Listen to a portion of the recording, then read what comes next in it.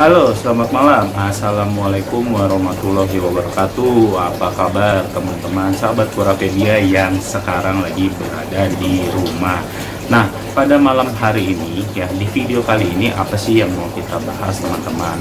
Nah, ingat gak pada video sebelumnya itu aku pernah di video yang pura-pura terkena tail tip ya, tapi tidak hanya terkena tail tip atau ekornya digigit, tapi sekarang kondisi dia lagi mau masuk ke fase atau tahap terkena penyakit flu teman-teman.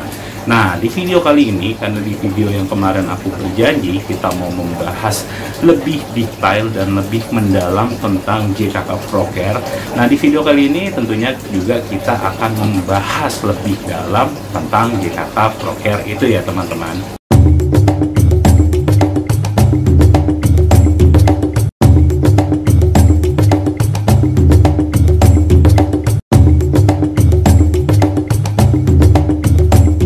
Sebelum kita masuk ke pembahasan video, pastikan kamu nonton video ini sampai habis teman-teman. Kenapa? Karena biar nggak ada lagi nih pertanyaan-pertanyaan terkait dengan JKK ProCare. Kira-kira apa sih penyebab bagi teman-teman yang gagal pura-puranya menggunakan JKK ProCare ini, atau teman-teman yang sembuh dalam menggunakan JKK ProCare ini? Karena jangan salah sob, gue juga pernah gagal ya, atau pura-pura mati walaupun gue udah pernah pakai JKK ProCare ini. Yuk, tanpa berbasa-basi kita langsung masuk ke pembahasannya ya.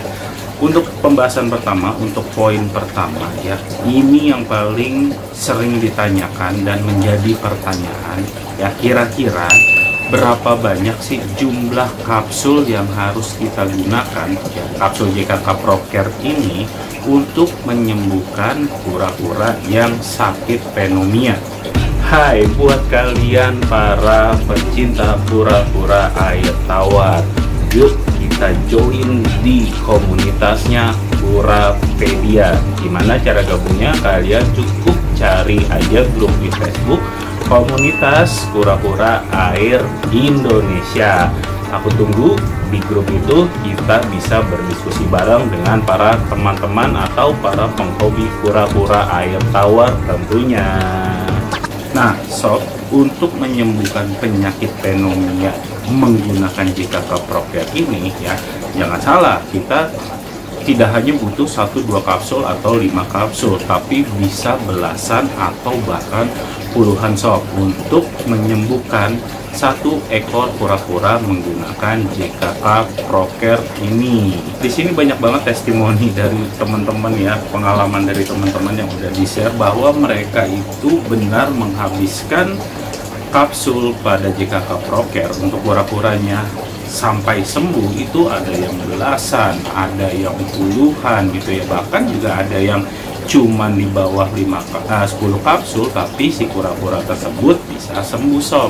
Sekarang untuk poin kedua yang paling sering dipertanyakan adalah berapa lama kura-kura itu akan sembuh ya jika kita menggunakan JKK ProCare. Nah kalau ini aku jawab dengan pengalaman pribadiku sendiri ya. Jadi kura-kuraku yang sembuh dengan JKK ProCare ini aku menggunakan metode 1 hari 2 kapsul, yaitu pagi dan sore atau pagi dan malam. Nah itu aku lakukan sampai kura-kura sembuh itu bisa sampai 2 minggu bahkan 3 minggu ya teman-teman. Nah jadi balik ke poin 1 dulu nih ya, kira-kira berapa kapsul tuh yang aku gunakan. Kita kali aja, misalkan 1 hari itu aku menggunakan 2 kapsul ya.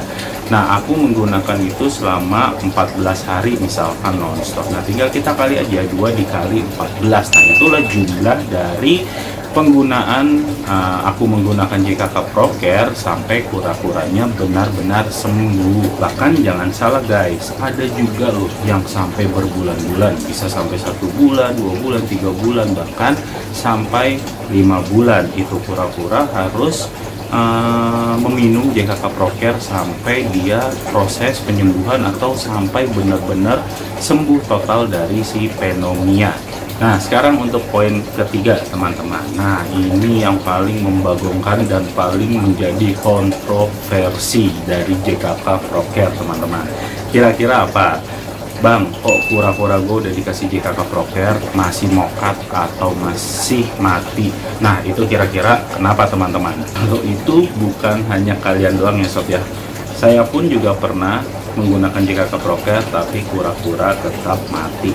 Nah, itu kira-kira kenapa sih? Dari faktor-faktor tersebut itu setiap ada kura-kura yang mati pasti selalu aku pelajari, dan nantinya kedepannya itu untuk menjadi pengalamanku sendiri. Untuk faktor pertama atau faktor yang terkuat kenapa kita menggunakan JKK Proker masih mati, yaitu teman-teman, keterlambatan kita menangani si kura-kura sob ya. Kenapa bisa kita katakan terlambat? Karena gini, kalau kura-kura itu udah mangap, itu kan berarti dia udah masuk ke fenomia. Bahkan kalau mangapnya lebih intens atau lebih sering, itu tandanya udah akut sob ya. Jadi alangkah baiknya JKK Proker ini tuh kalian bisa stok di rumah ya, kan ini kan nggak dipergunakan setiap hari ya, hanya untuk kura-kura yang sakit.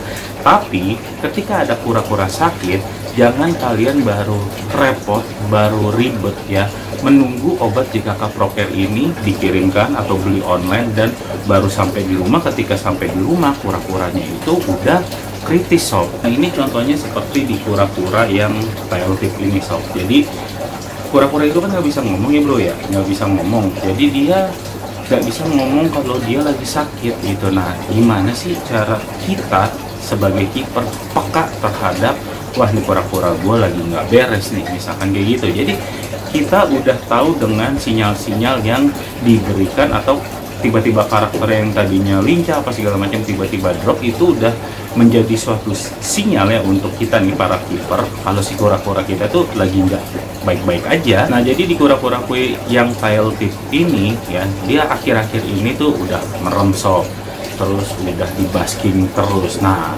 itu udah nggak beres tuh ya. Jadi langsung aku belikan JKK Proker, dan malam ini si kura-kura tersebut udah mulai aku berikan JKK Proker untuk kedepannya. Kalau kalian memang kiper baru di dunia kura-kura ini, tentu kalian kan belum paham ya fase-fase dimana kura-kura dari sehat, sakit ringan, sakit berat, sampai sakit kronis atau sakit akut. Nah, aku pernah bikinkan videonya sob ya, buat kalian pelajari fase-fase di mana si kura-kura itu menuju ke fenomia. Nah, videonya udah aku buatin di atas ini ya sob. Sekarang untuk poin kedua ya, hal yang paling membagongkan dalam kita menggunakan JKK Proker sehingga kura-kura kita mati walaupun udah dikasih atau di treatment dengan JKK Proker. Balik ke poin satu dulu ya, ketika kura-kura lu udah sakit, lu telat beli obatnya. Ketika lu beli obatnya, lu beli cuma 5 biji atau 3 kapsul misalkan gitu kan. Nah, itu benar-benar nggak efektif sob. Jadi lebih baik kalian beli satu botol, kalian stok, karena memang penggunaan JKK Proker itu akan memakan banyak kapsul sampai si doi ini bisa sehat. Apalagi kalau misalkan dia udah kronis banget ya, bisa kita katakan untuk hidupnya itu udah ya 50% gitu kan. Bahkan sebelum kronis pun bisa 50% 50%. Nah, sekarang untuk poin ketiga sob, kenapa kura-kura kita masih mati padahal kita udah menggunakan JKK Proker. Nah, poin ketiga ini adalah kalian mungkin salah dalam treatmentnya atau salah dalam menggunakan JKK Prokernya ini. Nah, sebenarnya aku udah pernah buatin videonya sob, ada di atas ini. Nah, tapi di sini aku akan kasihlah informasi sedikit ya, kalau bisa kalian nonton yang fullnya ya. Jadi yang pertama, kenapa kalian bisa salah, mungkin gini, kalian salah kaprah bahwa JKK Proker ini bukan obat rendam sob, atau ketika kita memberikan JKK Proker ini, kalau bisa si kura-kuranya itu jangan hanya direndam sob, tapi kalau bisa air dari JKK Prokernya ini harus terminum oleh si kura-kura. Caranya gimana bang? Kalian bisa spare, kalian bisa kalian bisa spare dengan menggunakan pipet atau dengan tutup botol kalian minumkan gitu. Pokoknya yang penting air dari JKK Proker ini bisa terminum oleh si kura-kura. Nah, sebenarnya sih ada cara lagi yang biasa aku gunakan untuk biar airnya bisa keminum oleh si kura-kura. Nah, kira-kira caranya gimana? Tapi caranya ini agak sedikit boros teman-teman. Nah, caranya gini, walaupun kura-kura kalian sehat gitu, itu nggak apa-apa, tetap dikasih JKK Pro-Care. Ya, kenapa? Karena kan ketika kura-kura sehat itu kura-kura makan. Nah, pas makan itu peletnya atau makanannya itu sudah terendam air JKK Pro-Care. Nah, tapi untuk dosisnya jangan kalian pergunakan satu kapsul itu untuk 350 ml ya, karena kan satu kapsul JKK itu kan bisa digunakan untuk 300 sampai 350 ml. Nah, tapi kalian bisa mempergunakan satu kapsul itu misalkan untuk 600 ml atau dikali 2 ya dikali 3. Jadi yang penting pelet atau makanan yang mau kita berikan ke si kura-kura tersebut itu terendam oleh JKK Pro-Care, jadi bisa tertelan ke dalam organ dalamnya si kura-kura. Nah, ini juga berlaku buat kura-kura kalian yang belum mogok makan, udah sakit tapi biasanya kan masih banyak yang mau makan ya. Nah, ini bisa kalian percepat pengobatan atau treatment dari JKK Pro-Care ini, karena dengan dia makan JKK Pro-Care tertelan itu otomatis akan lebih cepat menyembuhkan si kura-kuranya sob. Karena kura-kura itu kalau lagi sakit kan rentan mogok makan dan pasti akan mogok makan. Jadi sebelum si kura-kura mogok makan, nah kalian bisa langsung nih treatment dengan JKK Pro-Care ini. Sekarang hal kedua dalam penggunaan JKK Pro-Care teman-teman, kira-kira apa nih? Hal kedua dalam penggunaan JKK Pro-Care itu kalian harus memberi JKK Pro-Care itu kalau pagi sekalian dijemur, kalau malam kalau bisa pakai air hangat. Kenapa teman-teman? Kura-kura jika kena panas dia akan lebih aktif ya, dia akan cenderung lebih aktif ketika dia kena dingin. Karena kura-kura kalau kena dingin dia diem doang sob, karena metabolismenya dia jelek, matanya merem kalau lagi dingin. Tapi kalau misalkan dia kena panas ya itu dia akan cenderung lebih aktif ya. Jadi kalau misalkan dia aktif kan otomatis banyak bergerak sehingga mungkin dia haus, airnya diminum atau bisa terminum oleh si kura-kuranya itu tersendiri. Untuk poin yang keempat atau poin yang terakhir sob, nah ini adalah faktor yang sulit untuk kita jangkau. Apa sih bang gitu kan? Nah, jadi ini ada kaitannya dengan daya tahan tubuhnya si kura-kura itu tersendiri sob. Maksudnya gimana tuh bang? Nah, maksudnya begini teman-teman, kita udah melakukan atau memberikan yang terbaik dalam perawatan si kura-kura ini pada penyakit pneumonia-nya ya. Kita udah mengeluarkan modal untuk membeli JKK Pro-Care, kita udah menggunakan banyak kapsul untuk merawat si kura-kura ini, kita udah melakukan treatment secara benar, kita udah rajin untuk dijemur, tapi si kura-kuranya ini tetap mati teman-teman. Nah, itu adalah salah satu faktornya yang memang nggak bisa atau ya nggak bisa kita prediksi teman-teman. Jadi daya tahan tubuhnya kura-kuranya itu memang sangat lemah, imunitasnya memang sangat lemah ya. Kalau kura-kura sehat teman-teman, ketika dia kena flu kalian jemur aja itu bisa sembuh tanpa harus membutuhkan antibiotik seperti JKK Pro-Care ya. Bahkan waktu itu aku juga pernah menggunakan treatment dengan air garam, lampu bohlam ayam ya, dan daun ketapang ya, itu sembuh teman-teman. Jadi kalau ada yang bertanya bang, di video yang kemarin itu yang pakai metode garam, daun ketapang dan hanya lampu itu sebenarnya bisa sembuh gak sih bang? Gue jawab bisa, asal kura-kura kalian itu daya tahan tubuhnya, imunitasnya itu bagus. Dan kuncinya satu teman-teman, ketika kalian melakukan treatment itu ya, kasih baskingnya itu dengan keramik. Kalian bisa menggunakan celemek, kalian bisa menggunakan piring, atau kalian bisa menggunakan keramik ubin.